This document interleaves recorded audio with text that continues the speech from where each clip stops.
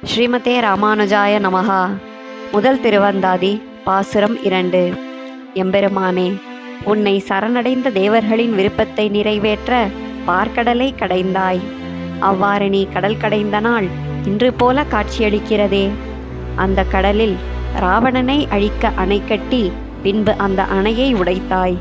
இந்திரனுக்காக மகாபலியிடம் யாசகனாக சென்று நீரேற்று உலகளந்தாய்.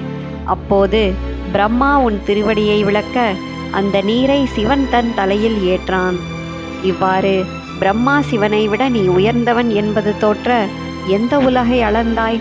கண்ணெதிரே நான் காணும் இந்த உலகையன்றோ? இந்த உலகைத்தானே நீ படைத்து வராகனாக இடந்து பிரளயத்தில் உண்டு வயிற்றில் வைத்து பின்பு படைப்பு காலத்தில் உமிழ்ந்து வெளிக்கொணர்ந்தது.